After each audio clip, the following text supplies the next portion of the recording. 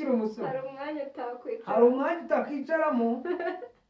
Hari n'igihe baganira atari ko kuki bampagurukije muri iyi ntebe nari nafashe, buriya nuko nta kote wambaye kandi nuko nta n'impeta ku rutoki, biragaragara ko ngo n'abasore babiri babiganira.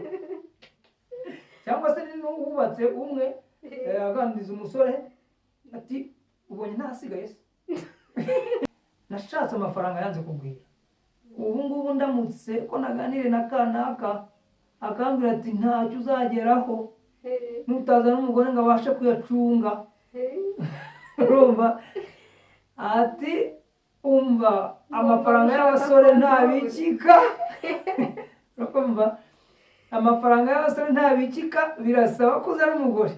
Burya abagore bazi kuyajera, umusigira 500 ugasanga yatetse imyumbati, yatetse ibijumba, ukamusigira 500 noneho mukarya inyama. Urumva ibyo kuba yumva atabika amafaranga ngo azabikika akiri umusore, ati impamvu nkennye ni uko nkiri umusore. Impamvu zo kubaka umuryango mu buryo busanzwe ni nyinshi. Cyonyine iyo abantu bagira ngo bajye gushyingiranwa, mu mitwe yabo haba huzuyemo ibintu byinshi. Akeneye umuntu uzajya umutekera, akaba akeneye umuntu uzajya umufurira. Umukobwa uvuga uti imyaka imbanye myinshi, ndamutse ngize usibye izo mpamvu gusa, hari n'izindi. Hari n'iz'uko abantu baba bumva bishakira abana, bakavuga bati bumva ngize umwana w'imyaka ingana gutya, yego kandi umuntu mugenzi wanjye niba ari umumotari nkanjye, umumotari mugenzi wanjye twanaganiriye numva afite abana 2, kandi mu by'ukuri ndanamurusha umwaka umwe, kuki njye ntafite abana. Gushaka abantu bazagusajisha.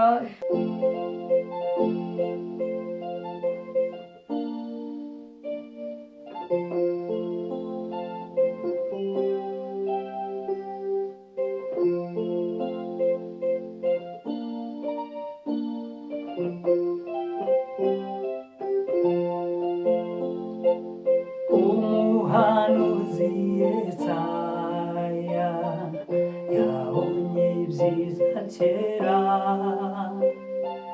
yeretswe Imana mu ijuru iri mu rusengero. Umuhanuzi Yesaya yeretswe ibyiza kera, yeretswe Imana mu ijuru iri mu rusengero. Abakerubi n'abaserafi bayishyize hagati, bajya bayishima iteka, bayihimbaza bati uruwera uruwera uruwera, ibyo mu isi n'ijuru byuzuyemo ishimwe ryawe, bose baguhimbaze uruwera mwami, uruwera uruwera, ibyo mu isi n'ijuru byuzuyemo ishimwe ryawe, bose baguhimbaze uruwera data, uruwera uwera uwera, ibyo mu isi n'ijuru byuzuyemo ishimwe ryawe, bose baguhimbaze. Hello, turabasuje, twongeye kubaha ikaze. Dushima Imana ko twongeye kugaruka hano turi bazima, nta kibazo dufite. Imana ishimwe, namwe kandi turabakiriye rwose, mwiyumvemo ikaze. Tugiye kongera tuganire muri wa mwanya Papagira tuganira. Karibu Papagira. Murakoze kumpa ikaze. Nongeye kuba nishimye ko tubonye umwanya umwanya wo kugira ngo tuganire muri gahunda twiyemeje kujya tuvuga uburyo imiryango ishobora kuba yatungana igahinduka imiryango nk'uko Imana ibyifuza. Ubushize rero twari twatangiye tureba ku bijyanye na definisiyo, ubusobanuro n'ingero n'uburyo amagambo akoreshwa. Abantu baba barimo bafata note ndetse n'abari online namwe mushobora gukoresha uburyo bw'ikoranabuhanga, cyangwa se umuntu aho ari hose ashobora kubona uburyo yakwandikamo, kuko tuzajya twiga bikeya ariko umuntu ashobora kwibuka no gufata. Ubwo rero ibijyanye n'amadefinisiyo n'icyo umuryango icyo ari cyo twari twabivuzeho, ko twari twavuze ko umuryango ari urwego rw'ibanze abantu basanzwe bavukiramo bakarererwamo, bakahererwa imyitozo ibafasha kuba abantu bazima banezeza Imana yabaremye, bakabasha guhangana no gucika no gusimbuka imitego y'umwanzi Satani, bikabafasha kubaka isi cyangwa se kwibungabunga nk'uko Imana ibyifuza. Mu muryango rero niho abantu bakura izo nyigisho n'uburere babafasha kubana n'abandi neza uko bikwiriye. Mu buryo iyo umuntu atabashije kubona uburere n'ububasha bwo kumufasha kumenya kubana n'abantu, agera mu isi mu by'ukuri bikagorana, kuko hirya no hino, ari mu ishuri, ari mu kazi, ari aho tugenda hose, umuntu agenda ahura n'abantu, kandi abantu gukorana nabo bikaba bikeneye bwa bumenyi umuntu yakuye mu muryango bwo kubasha kumufasha kubana nabo uko bikwiriye. Ndumva rero twakomeza uyu munsi. Rero turakomereza muri uwo murongo. Ubundi ubusanzwe ndaza kugenda mvuga byinshi bitandukanye, ariko ubusanzwe umuryango mu by'ukuri kugira ngo umuntu awubake uhinduke uko Imana ibisaba ntabwo byikora. Ikintu cyose n'ubundi mu buzima, ikintu gifite akamaro, ikintu gifite umusaruro, ikinyabupfura umuntu aba afite kugira ngo acyubake akomeze kugera ku musozo biravuna, n'ubundi ntabwo byikora. Usibye n'ibyo bijyanye n'umuryango no gushaka amafaranga n'ibindi byose, no kubaka inzu, no ibintu byose kugira ngo umuntu abyubake, iyo ari ikintu kizagira akamaro kiravuna. Niyo mpamvu nababwiraga ko umuntu ashaka kugira umuryango udasanzwe akunguka izo nyungu. Usibye ko abantu babyita ko ari umuryango udasanzwe, iba ari imiryango isanzwe ariko irimo n'abantu basanzwe, ariko abantu bahinduka abadasanzwe n'iyo miryango igahinduka idasanzwe, kubera ko baba bafite kwiyemeza kudasanzwe. Uko kwiyemeza rero nicyo gituma bigira imiryango idasanzwe. Kuko akanaka bafite umuryango mwiza bimeze gutya. Ikindi birenga iyo miryango, ibyo ikora biba birenga ibyo ivuga gusa, ahubwo abandi bantu ku ruhande akaba aribo babitanga mu buhamya, kubera ko nta kuntu, ni nka bya bindi bavuga ngo ntabwo watwika inzu ngo uhishe umwotsi. Ni ukuvuga ngo umusaruro ubivamo mu byo bakora biherereye mu rugo iwabo, ibyo babamo, ubuzima babamo, uburyo batozamo abana, uburyo babana, uburyo ibyo bakora byose babikora mu buryo bw'ibanga, ariko ingaruka zabyo n'umusaruro wabyo ukabonwa n'abandi ku ruhande. Ni naho iryo jambo riva ngo bariya abantu bafite umuryango udasanzwe, umuryango mwiza, umuryango wubahisha Imana. Impamvu zo kubaka umuryango mu buryo busanzwe ni nyinshi. Cyonyine iyo abantu bagira ngo bajye gushyingiranwa, mu mitwe yabo haba huzuyemo ibintu byinshi, kandi mu by'ukuri nta rutonde ruri hariya umuntu ashobora kwatendinga ishuri ngo avuge ngo dore ngibi dore ngibi dore ngibi. Ariko iyo tureba mu buryo busanzwe twiga tureba ibyo abantu tubaza tugira dute abantu baba bafite impamvu nyinshi zitandukanye. Hari abajya kubana ari uko umusore arambiwe ubuzima bwo kuba wenyine, akeneye umuntu uzajya umutekera, akaba akeneye umuntu uzajya umufurira, akavuga ati reka mpaguruke njye kureba umukobwa hariya, iyi mirimo imbanye myinshi irandambiye. ubu ni umukozi abazanye. Hari abajya gushaka, abajya kubaka urugo ari ukubera iyo mpamvu imusunitse.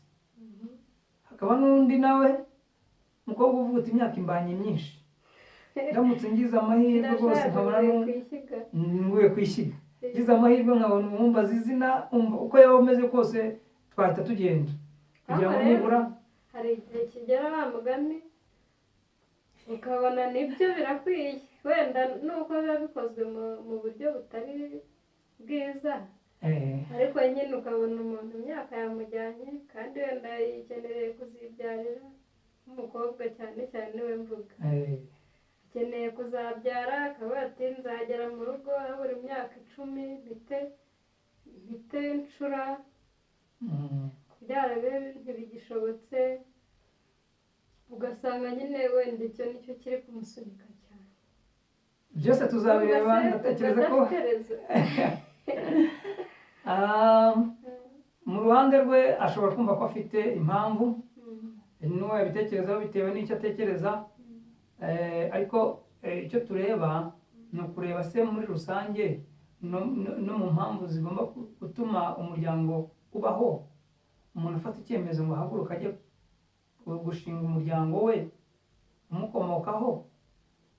Ese kuba ashaje ni impamvu nyamukuru? Ese kuba agize imyaka runaka nicyo gikwiriye mu by'ukuri kuba kimutera gushinga umuryango? Byose nibyo tuza kuba turebaho muri iki gihe. Usibye ibyo kuba umukobwa avuga ngo ndakuze, maze iminsi, maze imyaka, ntangiye kwiheba iki, umusore akavuga ati nanjye imirimo yo mu rugo irandembeje, ndumva nshaka umuntu wo kuza kumfasha, akajya kumfurira, nkajya ntaha nkasanga hari umuntu bikazananga akaba ari umutanga mu rugo, urumva, nkasanga yatetse abantu nanjye bakambona ko rwose ndi umuntu w'umugabo. Usibye izo mpamvu gusa hari n'izindi, hari n'iz'uko abantu baba bumva bishakira abana, ibirenze ibyo kuba ibyo ngibyo by'umuntu ku giti cye, ahubwo ugasanga banakeneye n'abana, akavuga bati bumva ngize umwana w'imyaka ingana gutya, yego kandi umuntu mugenzi wanjye niba ari umumotari nkanjye, umumotari mugenzi wanjye twanaganiriye numva afite abana 2, kandi mu by'ukuri ndanamurusha umwaka umwe, kuki njye ntafite abana. Hari abo tuvugana nabo bakavuga ati ugomba gushaka abantu bazagusajisha, mbega abantu bakaza mu rugo baje gushaka abana, iyo ariyo mpamvu yonyine ibateye kubaka urugo, birumvikana. Hari n'abandi nabo bavuga ati rero ikigaragara cyo narakoze imyaka yabaye myinshi, imyaka maze 20, 30 cyangwa ingahe, nashatse amafaranga yanze kugwira. Ubu ngubu ndamutse ko naganire na kanaka akambwira ati ntacyo uzageraho nutazana umugore ngo abashe kuyacunga, urumva ati umva amafaranga y'abasore ntabikika, urumva amafaranga y'abasore ntabikika, birasaba ko uzana umugore. Burya abagore bazi kuyajera, umusigira 500 ugasanga yatetse imyumbati, yatetse ibijumba, ukamusigira 500 noneho mukarya inyama, urumva. Ibyo kuba yumva atabika amafaranga ngo azabikika akiri umusore, ati impamvu nkennye ni uko nkiri umusore, urumva, reka ngende njye kuzana umugore azayambikire, amufashe tubijere nyine, inote, imari, amafaranga azamuka, ndabona ngewe ubukene ntazabuvamo. Akaba agiye kubaka urugo agamije kugwiza imari. Undi akavuga ati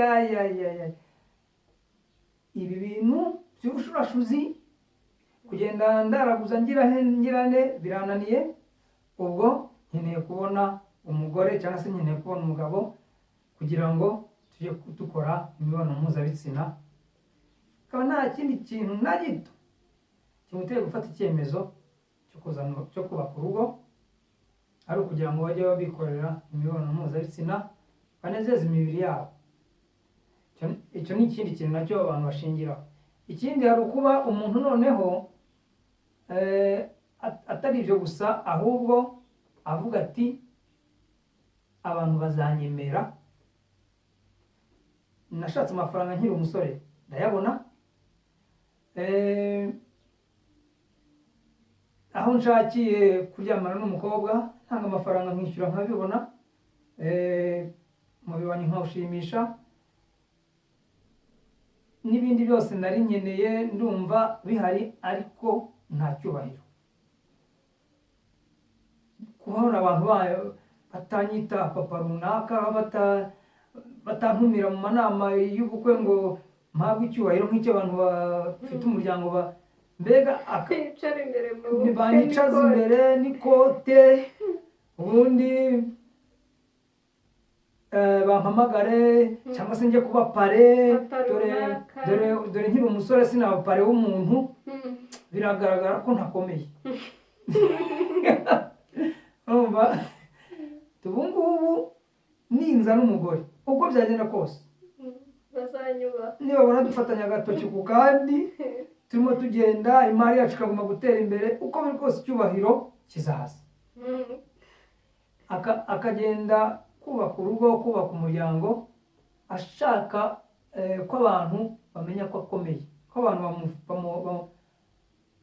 bamubona nk'umuntu ukomeye, kubera ko yaganiriye na runaka, atari ko iyo umaze kubaka urugo nibwo icyubahiro kizamuka. Ubu hari ubukwe utatumirwamo ukiri umusore, hari umwanya utakwicaramo, hari n'igihe baganira atari ko kuki bampagurukije muri iyi ntebe nari nafashe, buriya nuko nta kote wambaye kandi nuko nta n'impeta ku rutoki, biragaragara ko ngo n'abasore babiri babiganira.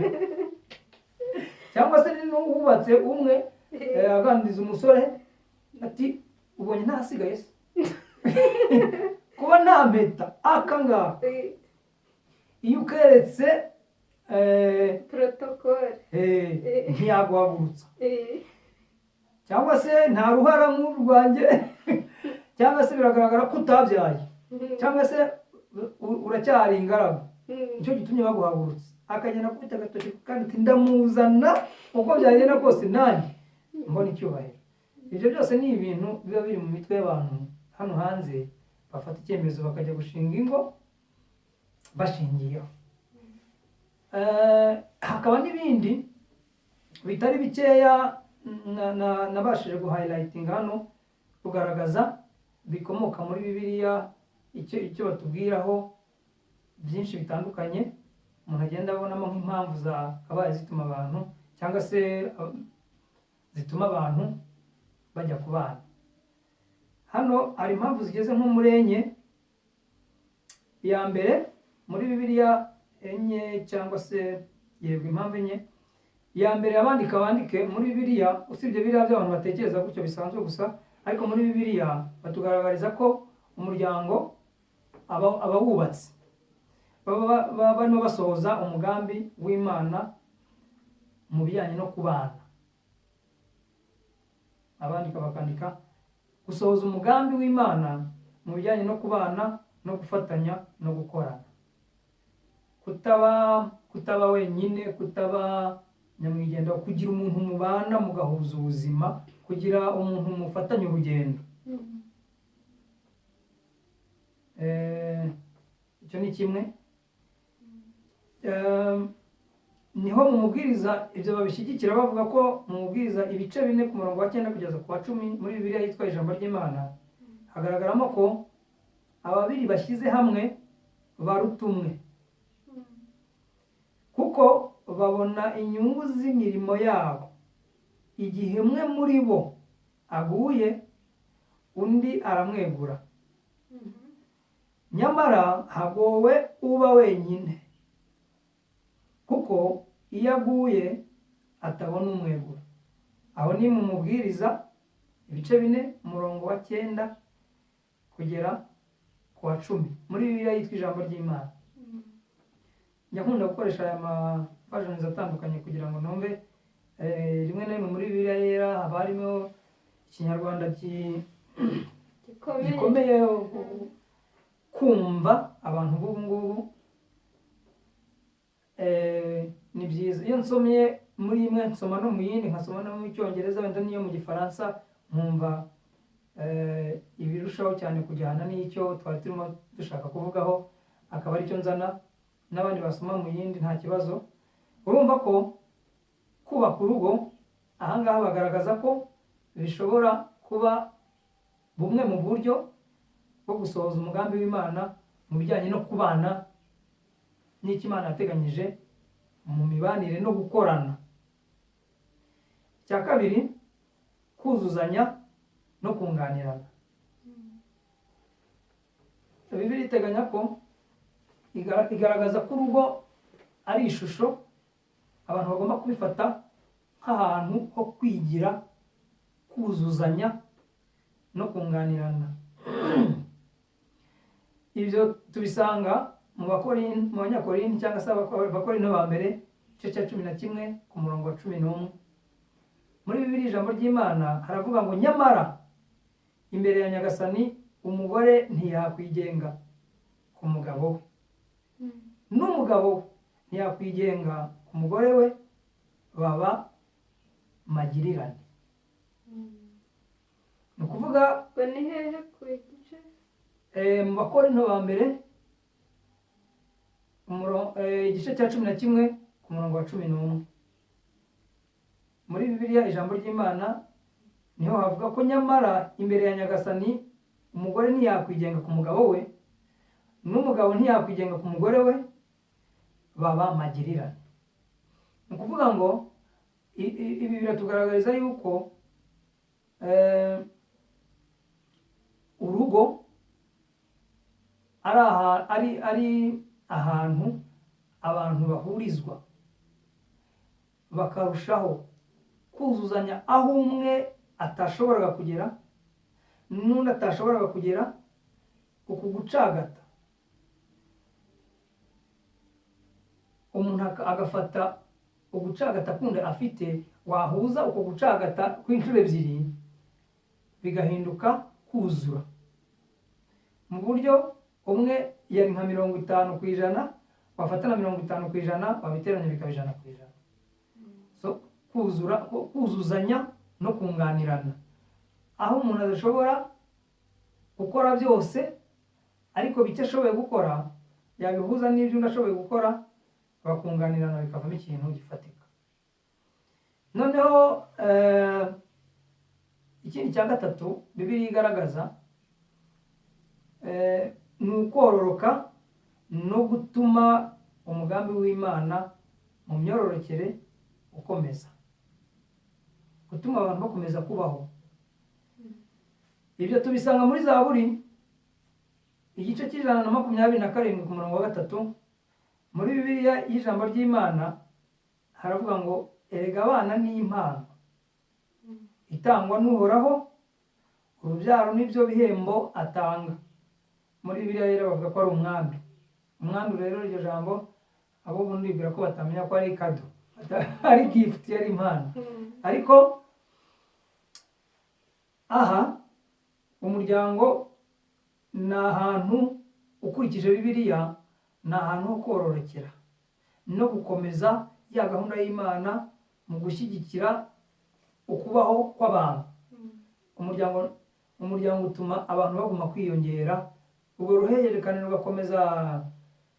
Imana ntibe ikijya gutoba icyondo ngo yongere buri gihe cyose uko umuntu akeneye kuvuka, ngo itoba kondo ikabumbabumbe igahumekiramo umwuka undi muntu avuke. Buri mwanya yashyizeho systeme yikoresha mu kuguma kurema abantu. Ni ukuvuga ngo bariya baza kubana mu rugo bagamije kubyara bafite ukuri ariko nanone kutuzuye kubera ko ni impano tubonye ko ari impano.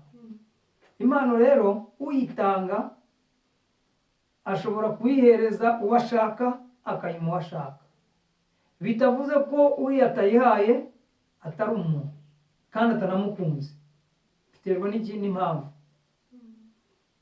Abaje mu rushako bose ntibabyare ntibivuze yuko batubatse umuryango. Ni Imana itarashatse ko iyo mpano bayihabwa. Ariko igitangaje ni uko iyi mpano y'Imana itanga bitagarukira aho gusa. Iyi mpano yita urubyaro inazana n'inshingano. Ni ukuvuga udahawe iyi mpano yo kubyara aba atanahawe n'inshingano zo kuzabazwa uburyo yakoreshejemo ya mpano. Kuko iyi mpano iyo twumvishe impamvu Imana iyitanga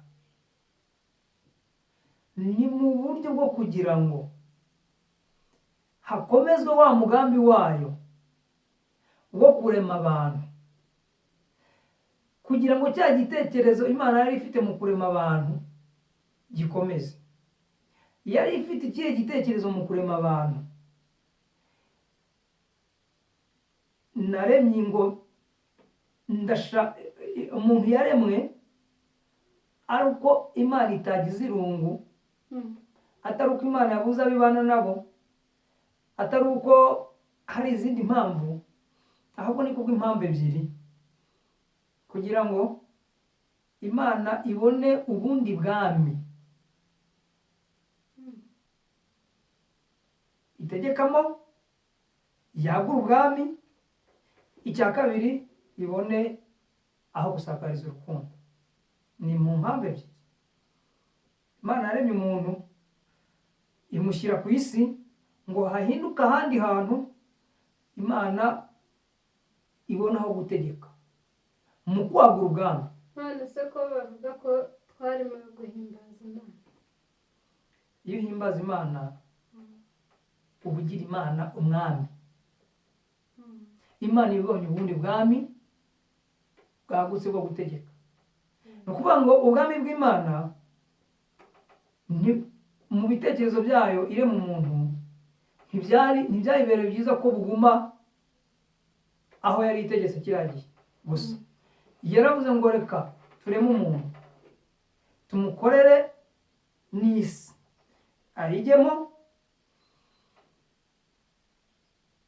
Barimo batwigisha gusenga ngo ajya avuga ngo data twese turi mu ijuru, izina ryawe niryubahwe, ubwami bwawe buze, kandi ibyo ushaka bikorwe mu isi nk'uko bikorwa mu ijuru.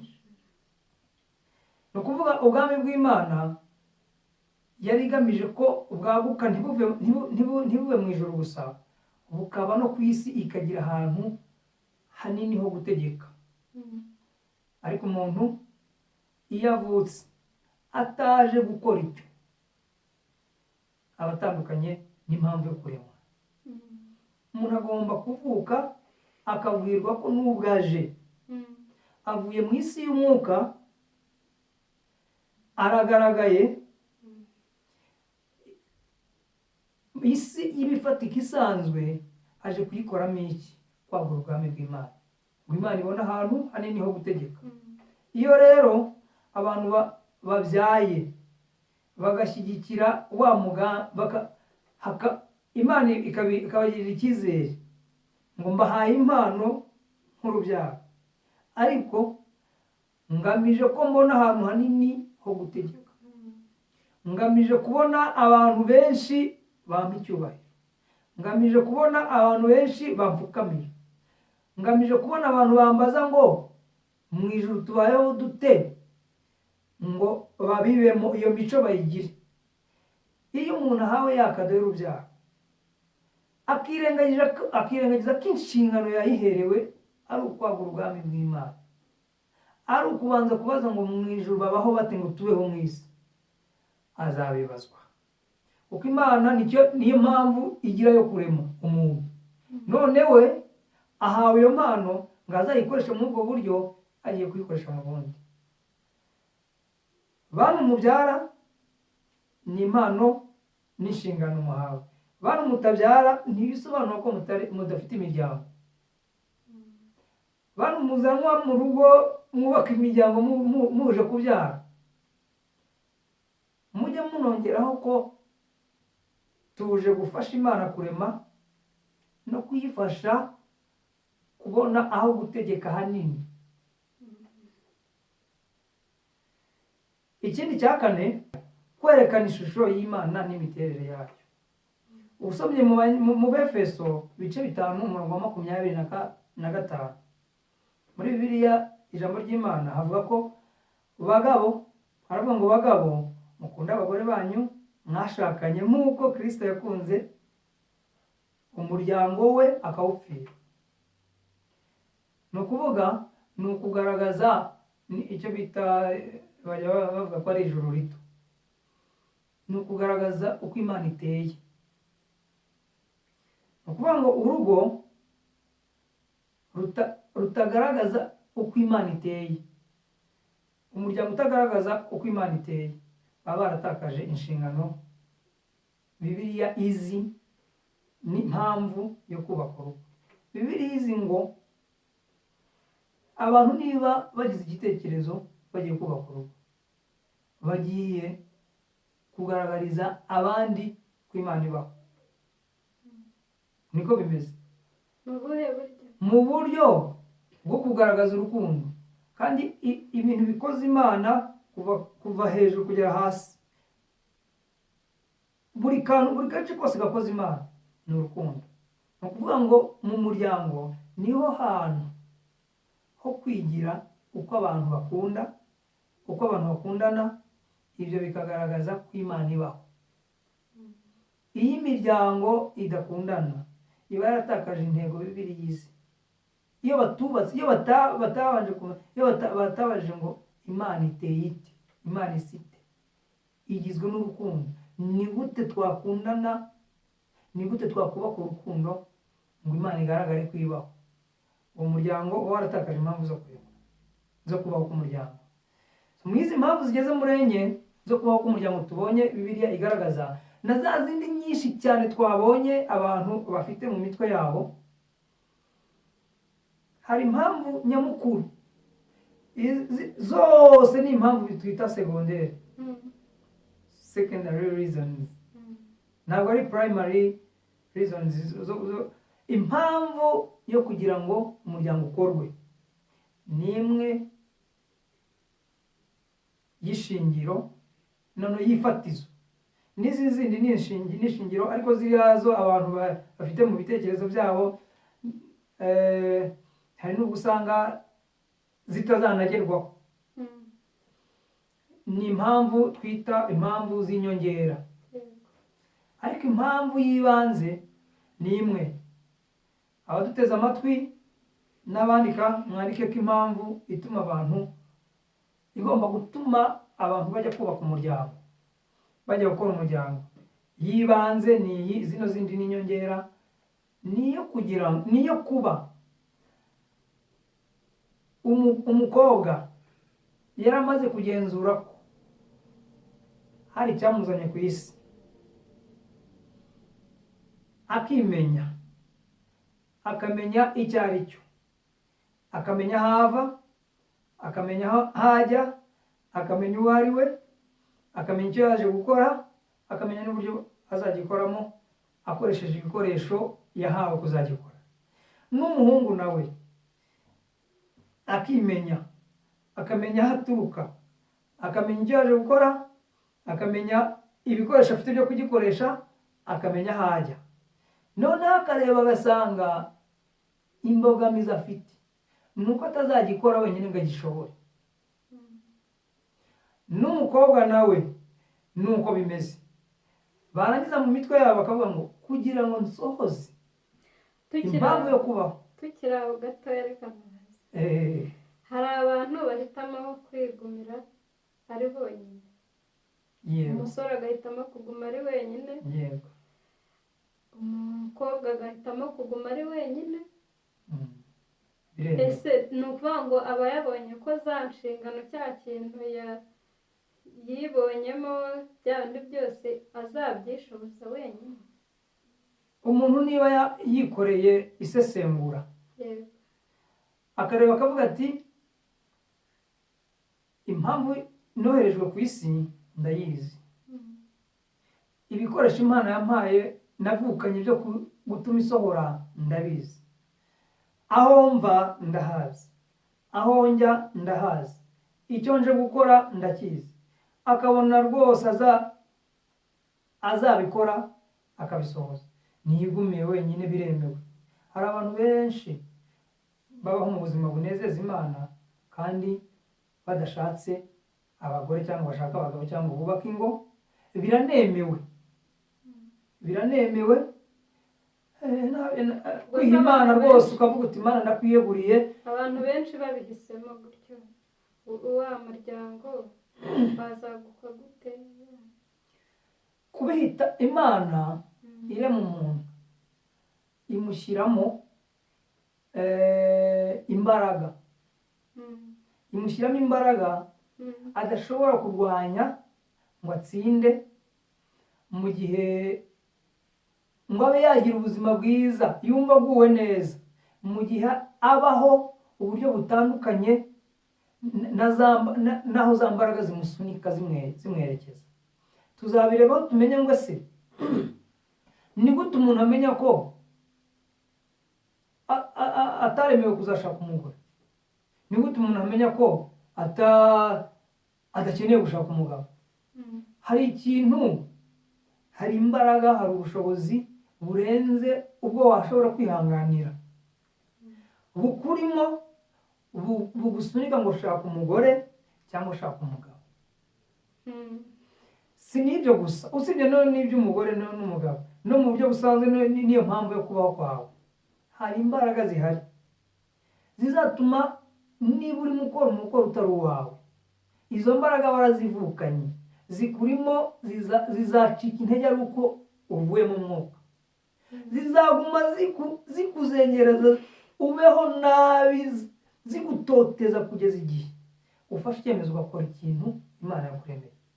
Ushobora kubihisha, ariko wowe indani uguma ubizi neza ko urwaye, urwana intambara, umuriro wenda kuguturitsa, utanyuzwe. Niba urugero wikoreye umutwaro ungana nk'ibiro 150 wari wararemewe kuzikorera ibiro 100, uzaguma ugenda wenda guturika, kubyumva, kugeza igihe unaniriwe. Bwa mbere uzabaho mu buzima bubi, ntuzigera unezerwa na rimwe, ntuzigera ugira imbaraga zo guhandoringa uwo murimo utagenewe gukora, ntuzigera ubikuramo umunezero, ndetse kubera ko nta feva y'Imana, nta gikundiro, nta mavuta, nta kwijyana, ibintu ntibyikora. Ariko iyo umuntu yikoreye ibiro, arimo akora umukoro, atwaye umutwaro yagombaga kuzatwara, ibintu birikora. Indani aba yifitemo imbaraga zijyanye, zirenze kuzikorera wa mutwaro. Reka tumere nk'abasoreza aha ngaha, kuko amasaha yatugendanye, tuzagaruka ubutaha tureba ku gice gikurikiyeho. Ariko icyo navuga, hari ibipimo bigaragaza ko umuntu yakwiyegurira Imana mu bijyanye no gushaka ntashake, ubuzima bugakunda. Hakaba n'undi nawe udafite uwo muhamagaro kandi agashaka agakora urugo bikamufasha gukora icyamuzanye. Icyo tugamije twese, utagamije icyo ngicyo uwe sinzi aho yerekeza, kuko azapfa nabi. Icyo tugamije twese ni ugukora ikintu cyatumye tuvuka, ibindi byose biri ku ruhande. Ikizatuma udakora umukoro wakuzanye, nagutangariza ko uzahura n'ingaruka 3. Uzabaho mu buzima bubishye, nta munezero, ni garanti 100%. Icya kabiri, uzabaho uvunika kuko urimo urakora icyo utaremewe gukora. Icya gatatu, nta musaruro uzakuramo ufatika. Ariko ukora, ni nazo nyungu ukora icyo yazanywe no gukora abona. Bwa mbere akuramo ibyishimo utabonera igisobanuro. Abandi baravunitse, muri murakora n'akazi kamwe n'iki byose, ariko wowe mu gihe abandi barimo bashya, wowe ukumva ni fresh air, ukumva birikora. Cya kabiri, uba ufite igikundiro gituma akazi koroha. Icya gatatu, ugira umusaruro udasanzwe. Success, intsinzi ni garanti. Katugarukira aho ngaho, impamvu nyamukuru muri za mpamvu enye twabonye Bibiliya itanga, n'izindi mpamvu ibihumbi abandi bakura mu mitwe yabo, bakura mu bo baganiriye nabo, bakura mu isi bazengurutse, bakura mu peer pressure, mu bo bagendana urungano hirya no hino by'umuntu yabayemo, ndetse n'indani muri we ibyo yiyemeza bitewe n'ubuzima yabayemo. Impamvu imwe nyamukuru yibanze ni uko wararebye ukavuga uti impamvu yatumye ndemwa nkaza ku isi, ntabonye umuntu wo kumfasha ngo tubane mu rugo nk'umugore n'umugabo, sinzayisohoza. Bigatuma uvuga ngo ko mbonye ko ari ngombwa ko nza n'undi muntu ngo tujye mu rugo twubake umuryango, bitume nshobora gusohoza impamvu yo kubaho kwanjye, reka njye mu kumuzana. Niyo mpamvu nyamukuru. Izindi zose nusanga zitazagufasha gukora umukoro wakuzanye, uzamenye ko ibindi byose ari inyongera. Wanabyihorera ukabanza ukamenya, mbere yo kuzana umugore, mbere yo kuzana umugabo, uzabanze umenye icyo. Mwakoze rero ko mu mwanya, niba ndambiranye mumbabarire. Oya, urakoze, tubwiye ibintu by'ingenzi, gusa twasoreza aha ngaha kugira ngo tutarambira abantu, babashe kubyumva, babisubiremo, babigerageze, n'abari kubitangira ubu babe babitangira, ariko twe gukoresha igihe kinini cyane. Urakoze, turagushimiye. Murakoze namwe kuba mwanyihanganiye mu mwanya wose. Buriya ubutaha abafite ibyo babibaza, ibyo nshoboye gusubiza nzajya mpita mbisubiza, ibyo nashoboye nakiyemforma nkabaza n'Imana, kuko icyo dukeneye ni uko abantu babaho mu bushake bw'Imana. Ubutaha twazaganira ku bimenyetso cyangwa ibiranga imiryango idasanzwe, kugira ngo tuve mu rugendo rwo kuba umuryango usanzwe tujye mu muryango udasanzwe ari Imana ishaka. Murakoze. Murakoze cyane. Bye. Turabashimiye namwe abadukurikirana, kandi komenti zanyu murabizi ni ingenzi cyane, turazubaha, turazisoma, mujye mutubwira uko muri kubona ibintu. Murakoze cyane.